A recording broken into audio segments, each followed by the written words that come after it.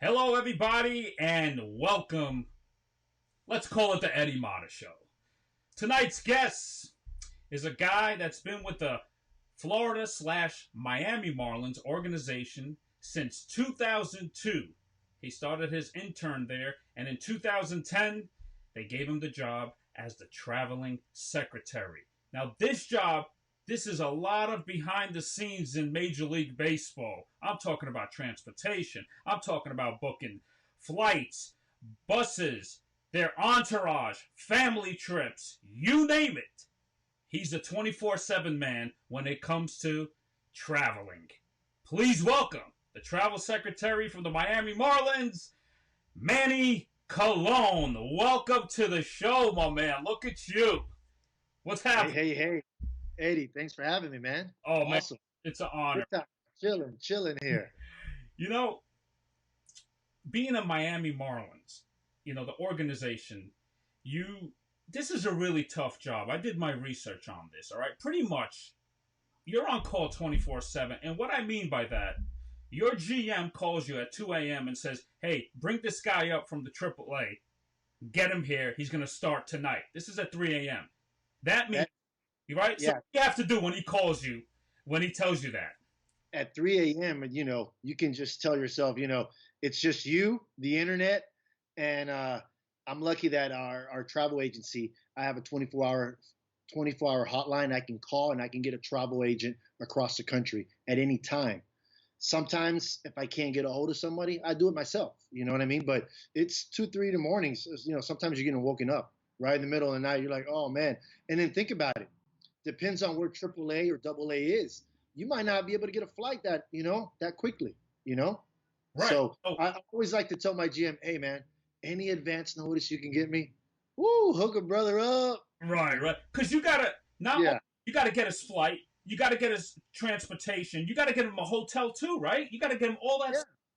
All that the hotel stuff. If we're in Miami, that's easy. You know what I mean? I got a lot of great relationships. Remember, one thing I definitely want to tell you about my job. It's probably most in in most people's jobs, but mine, it's relationships, man. My relationships take me the distance. There's things that I can do that if I didn't have these relationships, I wouldn't be able to do them. You know. So So you it's all about relationships. But yeah, hotels in Miami easy. But think about it. If it's doing boat show or if there's a huge event going on in town, uh, the whole town could be sold out, Eddie. You know what I mean? right, And right. then that's when these relationships, this is where it helps me. Okay, Manny, I got the last room. I'm gonna give it to the Marlins. And then I get in, I put the player in there. But that happens a lot, man. I remember Miami is like New York City, like San Francisco, like Denver, event towns. Event towns are kind of hard, man. Yeah. Right. And here's another thing what you guys do that I didn't even know. You guys also communicate with the pilot, right? So give me an example. You have a game Friday, Saturday, Sunday is getaway day, right? Yeah. Let's say you got a game Sunday, average game is 1 p.m., right? Correct. What 110, yeah. 105, 110. what time do you call the pilot and tell him, "Hey, you got to show up at this time"? So we fly with Delta Airlines. You know what I mean? Oh, There's about 12 teams that fly with Delta Airlines. They're professional, cream of the crop airline. Around the world. Uh, it's all set already, man. I already have a schedule set. I do that like in the fall. I set the schedule up, and then I got charter coordinators. I can contact them. I actually don't talk to the pilot until I get on the plane. You know what I mean? okay. But I have people that I make a phone call and I can get access to the pilot. But I don't really need the pilot until I get on the plane. So my charter coordinator, if I see weather in the air, if I see weather when I wake up, I make that phone call to my charter guy. Hey, what's your radar looking like? What do we got? You know what? It says it's 100% down here. It's going to rain every minute, every second while we're down here. Let's start working on secondary plans. I do that in the morning. That's the stuff people don't see, But but And here's I'm my phone calls. Yeah, but sorry, Manny. But here's my question: is that when okay, let's say you organize that, but then you guys go to extra innings. He still has to wait for you guys, right? they have to because it's a charter plane. It's completely chartered. So it's we're not flying in commercial, so we're the only ones on the plane. It's like that's our plane, and that's how we travel. So they have to wait for us. Yeah, that happens. You know something, man? Always happens in New York, Eddie. What do you got, man? New York. So I've done a lot of audibles in New York where weather, and I'm fortunate that when we're playing the Mets, Hmm. what, Eddie? I got two airports right down the street, right? Yeah. Literally 25, 30 minutes away. So plane, it's still in JFK, but we're leaving out of LaGuardia. So what happens? They call me, hey, we can't get the plane to LaGuardia. You're gonna have to wait these 2, 3, 4 hours. In my mind, I'm like, what? We ain't waiting 4 hours, man. Hey, tell them we're going to JFK. Remember, I got the buses. Right. So Right. I told the bus driver, hey, we're not going to LaGuardia. We're going to JFK. That happened twice last year, man. Wow. But what You about? got quick. You got to think quick, man. You got to think quick. My job for me, I want to make sure there's no dead time. I Hmm. want to make sure we're moving because while we're moving, we're going to get to that city early. We're going to be efficient. And if we're going home, that's more time they can be with their families. Right. So give me a smooth schedule. You leave City Field, 4 o'clock. The game is over. What time are you at the airport by? If the game's over by 4 on a Sunday. Uh, or if we're leaving out of LaGuardia, what 4:20? Not even that. It's so close. You know what I mean? No, but I'm But just saying. Give me the schedule as far as the game's over at 4. They take their showers. Everything. They get on the so bus. this is what I do. This is what I do. We have the guy at the charter coordinator and we have a set stone schedule where whatever time the game is, Will's up 4 hours and 45 minutes after the start first pitch. So game is at 1:10. Uh huh. We got to be in the air by 5:55. Oh, so they got. That's what we. So Does it happen that way? No. I'll tell you. Yeah. We always Don Mattingly, the coaches, we all have a running joke where like, it says 5:55. Usually we leave 30, 40 minutes, or I change it up a little bit and I try to estimate and guess. And that's the waiting game. That's the guessing game of the road trip. Let's see if Manny hits it on, if he's 2 minutes off, if he's 5 minutes off. But usually that's the standard. 4 hours, 45 minutes after first pitch. so fans cannot get offended on getaway day when these players can't sign autographs, right? They gotta go. We gotta go. We gotta go. It's we're moving. We gotta go. But that 4:45 that includes the game. That includes like 40 minutes after the game. Guys shower up, get moving, and then we get on the bus and we leave. So What about taxiing on the runway? Like, for instance, like, could you guys be like, you're probably 10th leaving, or you're probably 17th leaving, or you're like number 2 online? unfortunately, man, the FFA regulates all that. You know what I mean? Mm. So So you have no control of that. yeah, there's no control over that, not at all. I wish, man. Sometimes you're sitting there, dude. You're just sitting there. What's going on? And, that's when I'll go up to the front of the cockpit and I'll talk to the captain. Hey, Cap, can you let the whole crew, the whole team know what's going on? Please inform us. And then he'll inform us. Yeah. Right. Wow. And okay, so what time will you land? What time are they going to be at their homes? That's what I want to know. Because remember, you land. 4:45, 5:55. You shoot in the air. Let's say I said 5:55. Right. Reality, you're going to leave at 6:30. Okay, let's say 6:30. Go ahead. 6:30. It's about 2.5 hour flight down to Miami. So 6:30, 7:30, 8:30, 9 o'clock. Then just add an extra 15 minutes just for the hell of it. So now you're looking at 9:15. You land.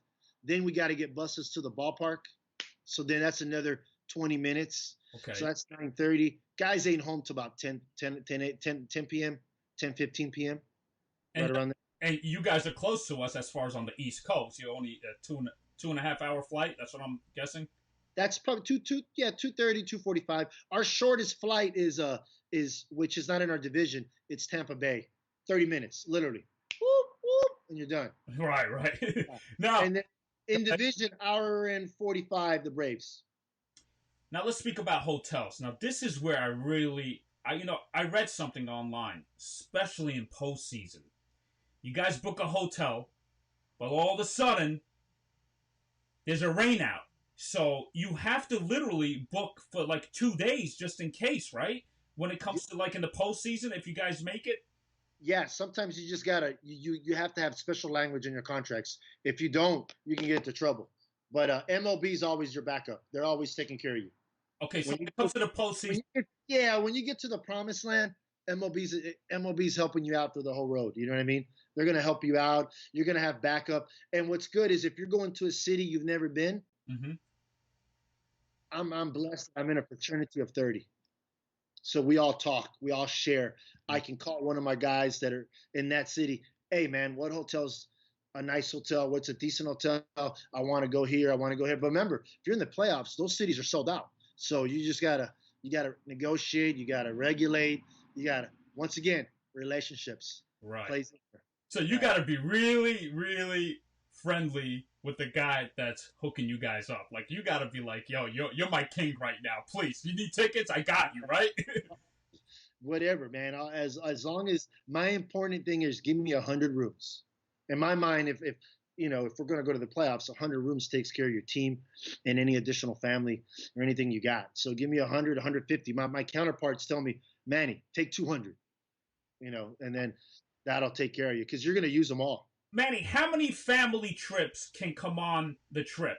Like as far as let's say you guys go to first you go to Boston, let's say to interleague, and then you play the Yankees. Are they coming on two of those trips?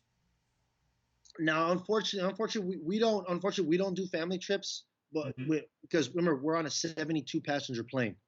Oh, Remember, I'm traveling with like a 64 passenger group. And then in the fall, we our roster now it changes to 28 this year. Remember, rosters are 26 now, and then it changes to 28, and then so we're on a limited space on the plane, but we do allow the wives to go on the road. What they do is they players fly them in early, and they get to the hotels prior to us. but they ask you for that, right? They request, hey Manny, can you get this hotel for my wife, right? I help them. Yeah, yeah. It's early check-in. It's called early check-in. I'll get an early check-in for the wives and stuff. But with that questions, you're right. Some teams do like have one or two family trips. They like to pick the hot cities, Arizona, Miami, touristy city, San Francisco, New York City, Chicago. Chicago's always a really good town to have a family trip. You know what I mean? So those are like probably I would say the hot cities for family trips. Yeah. Manny, I know you guys have a budget when it comes to traveling, okay? I want to know what does it cost to a city like New York for a 3 game series and the per diem as what do you give players? So for when cost, I'll give you a range. I'll give you a range. All right. Hotels, just put in your mind. I tell people a hotel range.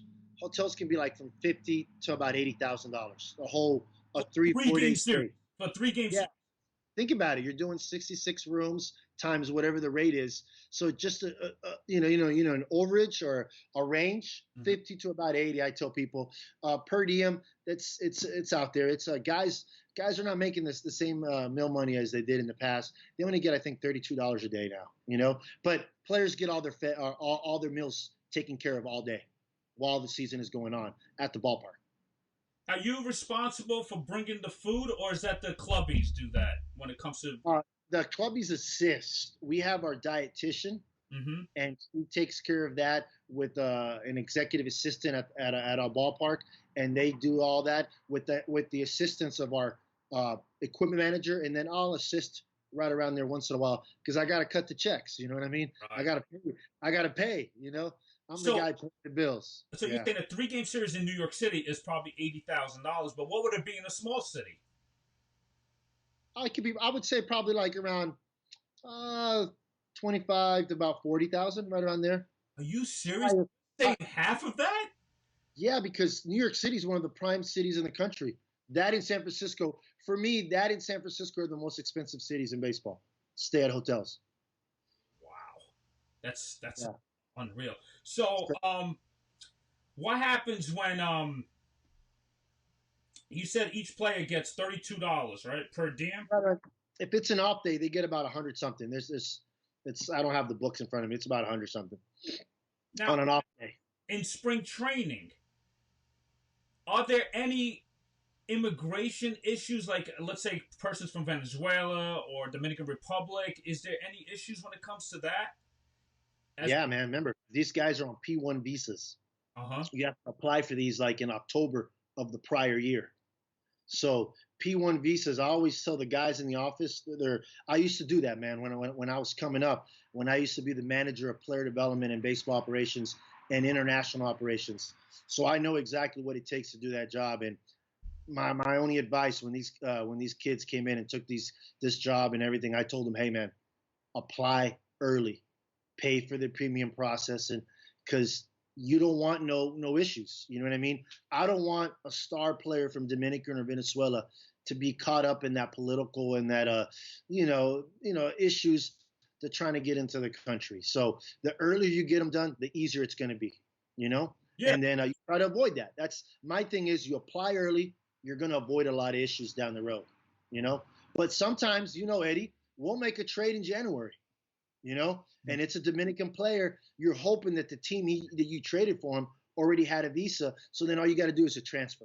So The transfer is like a payment. You just send the government a payment and you declare that you have to transfer the player. That's it. That's easy. You know what I mean? But in January to do a whole P1 visa in January, a P1 visa in January. Oh my God, you're going against time right now. Right. Yeah. Training starts in mid-February. Wow. And if he have his visa, you can't get him to spring training, right?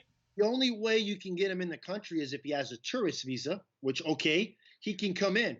But legally, per the law, he then can't play on the main field where fans are coming inside the gate. He could play in the backfields, but he can't play in the main fields. So how does he... Until he gets the P1 visa, the work visa. Because then he's considered... He's not eligible to work in the country. Right, but how long does that take? He could play in the backfields until he gets that visa, that work visa. How long? It could take a while, but we have Major League Baseball. They assist, they help us out, and we follow every protocol. We pay for every premium process and every fee. We do exactly what we do, all 30 teams, and once in a while they can understand our situation. Because the business of baseball is different than any other business. You know what I mean? When it comes to spring training, how many you have to pay for that hotels, but are you paying for like the AA guys, the AAA? Because most of the guys that come to spring training, it's not just the big leaguers. I just take care of the major league players, which that can be. Remember, there's minor league players that are invited. Mm-hmm. So it's a total about usually roughly around 66 players, Eddie. 66 players, and then add your staff. You're looking at about 115 people total in camp for just Major League camp. Wow. When it comes to so Manny, when do you actually book the flights and the hotels? Like, is it once you get the schedule? When do you get? Let's say we're in the season right now. Let's say baseball's on right now, right? Okay, great. Go ahead. And they give you the schedule for 2021. Let's say they give you the schedule. Are you going to work the next day, starting to book stuff? Absolutely. Right away. Right away. Once I know, usually because in my position, I'm going to know 2021 sooner than anyone else. You know what I mean? Mm-hmm. Before a lot of people. Once I know, I call my reps. I call my hotel reps. Hey, check in, check out dates here. Protect me. Because remember, I'm dealing with other conferences, other groups that are coming into the hotel, and I'm looking for the best rate I can. Yeah. Right. And you also got to look at the conflicts of what's going on. Is there an event that weekend, right? You got to know. Yeah, exactly. Yeah, there's a lot of things going on. It's just not baseball. I've gone into LA where the Los Angeles Lakers are playing. Then the hockey team's playing. Then the other basketball team's playing. And they come playoffs. The playoffs, and then we're there, and it's just, what the heck? You can't even bumper-to-bumper traffic in downtown LA. That's not fun. You know what I mean? Yes. It's not fun. Oh, no. Miami's bad, but LA's bad too, So on a regular game, Manny, the bus leaves the hotel going to sit. Let's say we're in New York. The bus leaves going to Citi Field at what time from the hotel when you guys stay in New York? It's usually like about a 1 o'clock time, 1 o'clock, 2 o'clock. It all depends. I like to tell our players the buses are there for you. You guys tell me when you want to go. Okay. I'm going to take the train. I'm going to take a bus. I'll figure it out. I'm not worried about me. I'm worried about them. Just let me know what time we're going to go, and we'll figure it out. I'll talk to the veterans of the team. Hey, you guys pick it up, and then I'll go to Donnie. Donnie, hey man, the veterans want to do this. This is the time they want to go. Okay, great. Let's move on. Yeah. So it's really well working with Don Manaby, right? Out of all the managers you had, like he's simple, right? Simple, easy, even kill, man. There's no highs, there's no lows. He's a cool cat, man. and Keeps it simple. and he tells you great stories, right? When he played. Oh yeah, great. You ask him, he'll tell you. Yeah, but he's very humble man, man. Yeah, very humble man. One of the most humbling mans that I've met in the game. You know, Very humble. Manny, when you introduced me to him, oh my God! I mean, I was like, I can't believe how nice he was. Here, I'm going to show you pictures. This is the time we were at Citi Field this past May. All right, I got you in here. You see us? Yeah, that's the crew. That's the entourage crew right there. All right, there you go. And then Mattingly actually told me, "Hey guys, let's all take a picture." After talking to him for like 10 minutes, right there, he was like, "Hey guys, let's take a." That was my crew right there. Yeah, that's your crew. And then in September, it was awesome because he was evaluating my batting swing right there. Oh my God, I love him, man. And actually, he said, I can hit it. And I was like, oh man, that's a huge compliment. Hey, how about that's awesome. He loved your swing. You broke down his swing, and he was like, let me help you with that a little bit. Remember? He's like, no, it was more like this. Remember? No. He said, no, you know what? I pull off a lot. I rolled that pitch. Yeah. No, I did it perfectly because remember, I was like this. All right, you used to. I go like this. Well, before I do it, you had like 20 different, no, like 100 different batting stances. Well, I'm gonna give you the prime one, you know. With the, yeah. Oh, he loved it. Yeah. Oh my. Hey, how about talking about Donnie? How about you? Did you forget about? You asked me for a favor from him, and he, one of your dear friends for 9/11. Oh yeah, my friend Joe Perk. Yeah. So Joe Perk, how's that guy doing? Oh, he's great. He's got 3 daughters. I said hi. I forgot Donnie did that, man. Once I remember I walked into Donnie's office. I said, hey man, Eddie Mata has a good friend. This guy is a fireman through 9/11, and he goes, bring him in. Let's do it. He didn't even question it, man. Bring him in. Let's go. Yeah, and you know what's crazy? The crazy thing is my friend Phil Toronto. He's a sports agent down in South Florida. Okay. So after when I met Mattingly, when I did his batting stance and I imitated his swing. If you guys want to see that swing, I'm having problems putting the video up, but you can go to my Instagram. It's in May of 2019. You'll see it, the full video.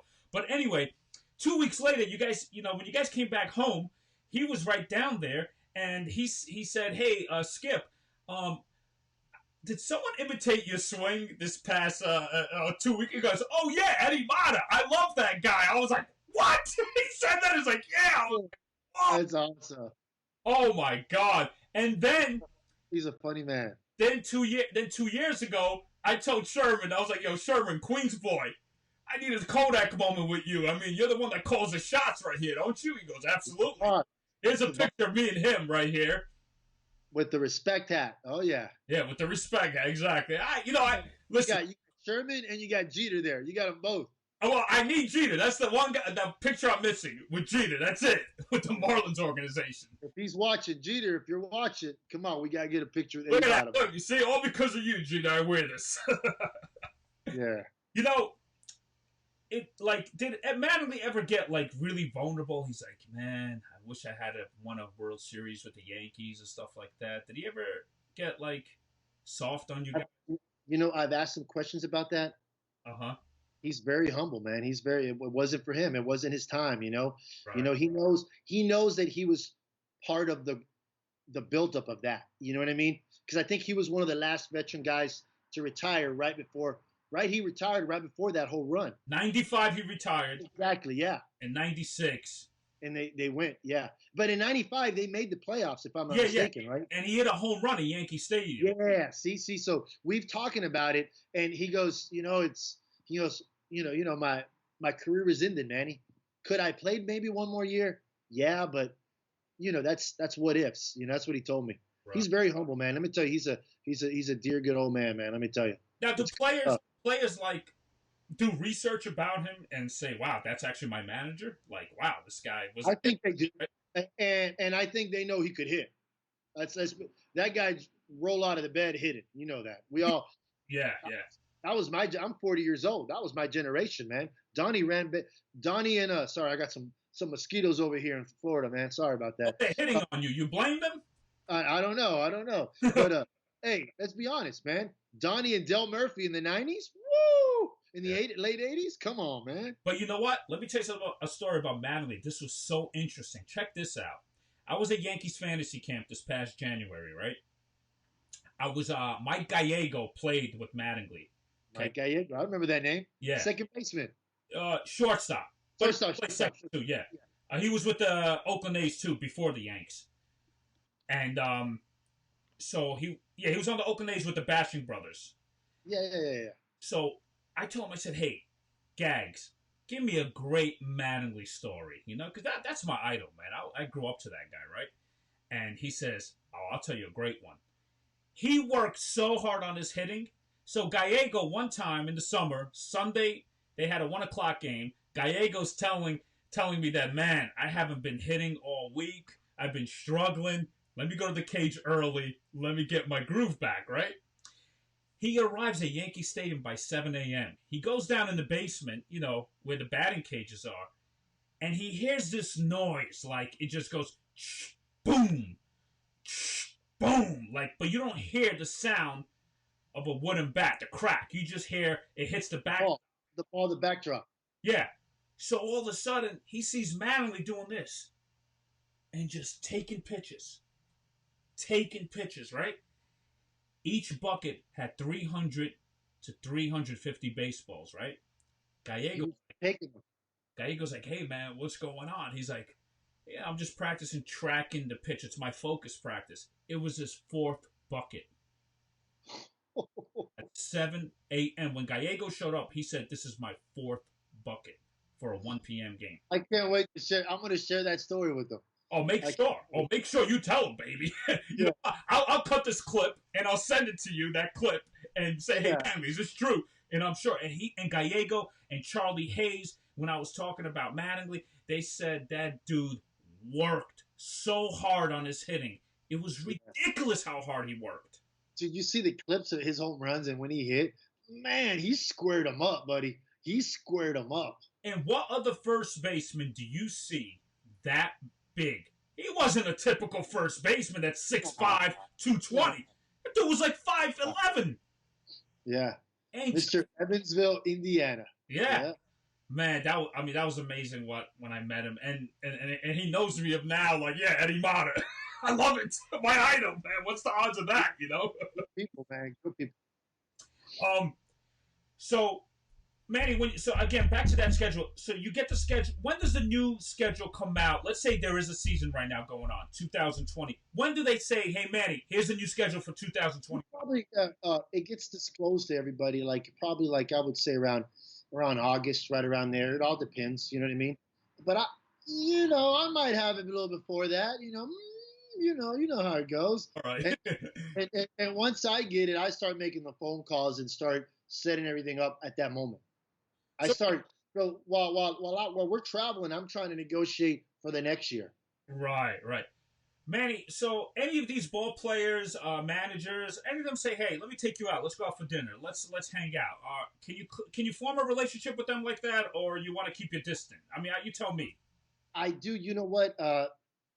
I think the more I grow in this game, and this is my 20th season in baseball, 19 with the Marlins. We've had some tragedy, losing Jose Fernandez. That hurt the most. So, yeah, that hurt. So from that moment on, I would never cross the line. But you know what, man? Once again, I'm going to say the key word in my job, relationships.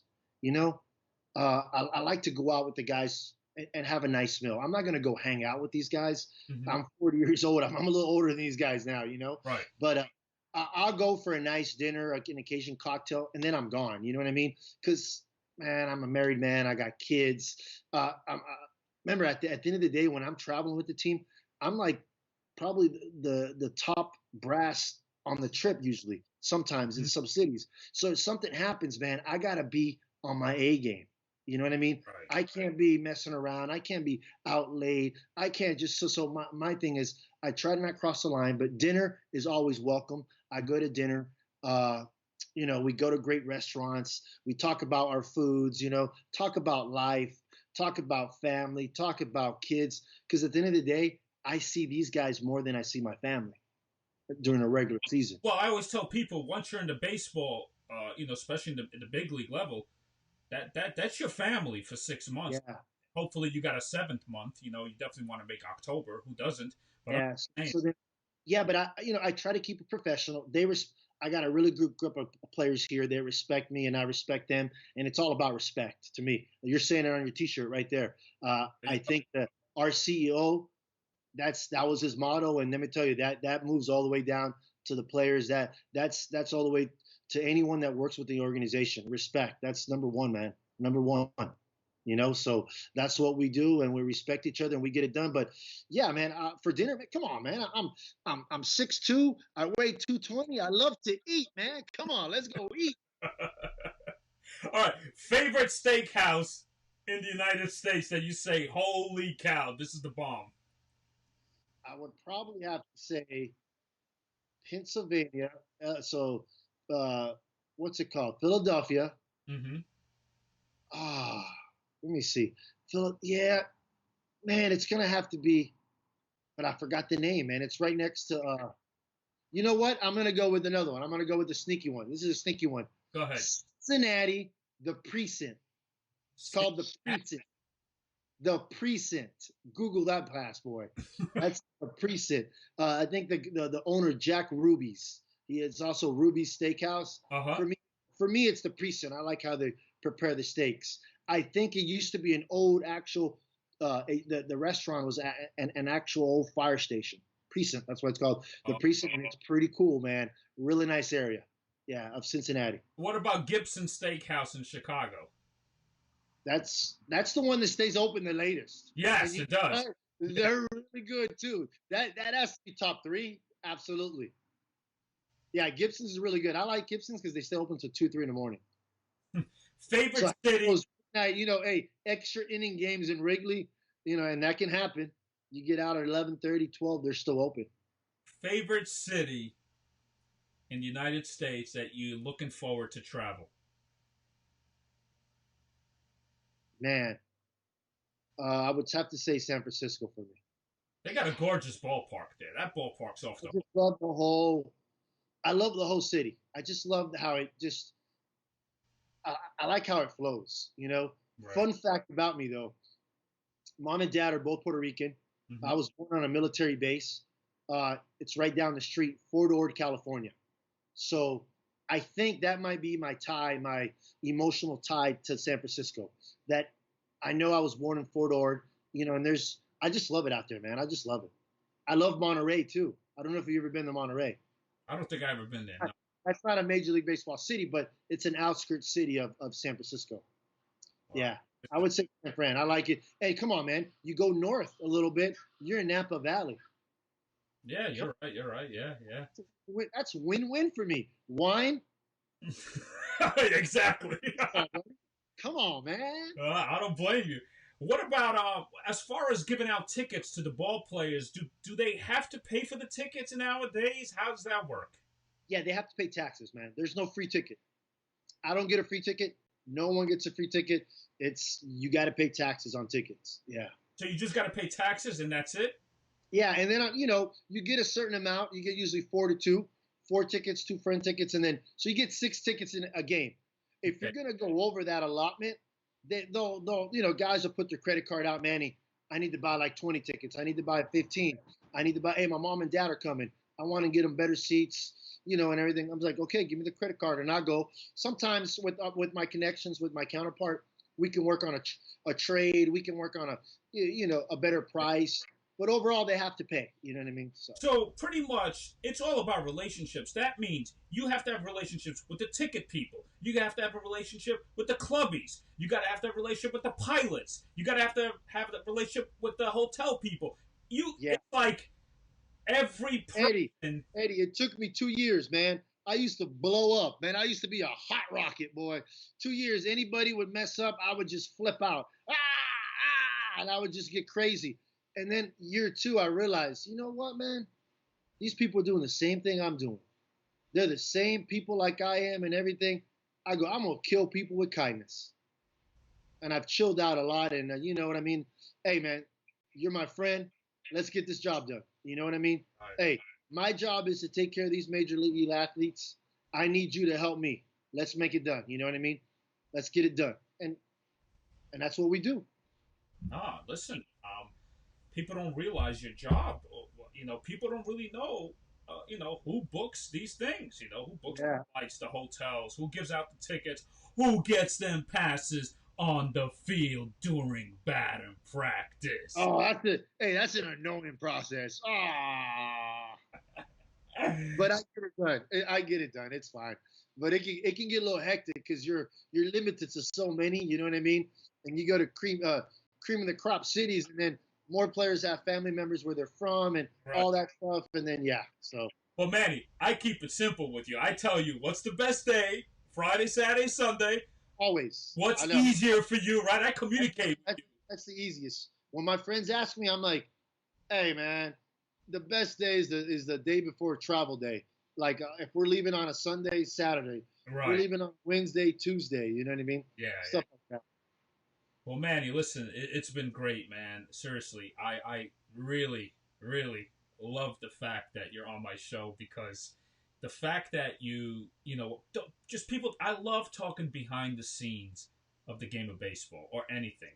You love the game, brother. Yeah, I love the game, and I want people to really understand what a travel secretary goes through, because it's a really tough job that you're on 24/7.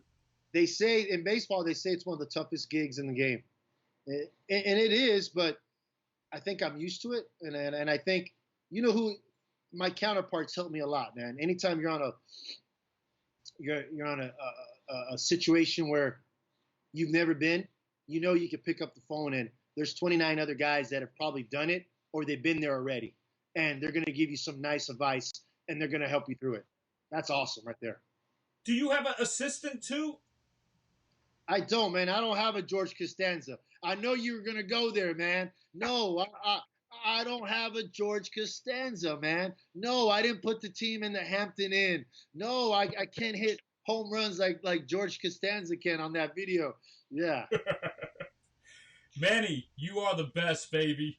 I can't wait till I see you. It's going to happen soon. I mean, but it's listen, you've been great, man. This is what viewers want to see. This is what they want to hear. They want to know what's behind the scenes, and people are actually learning.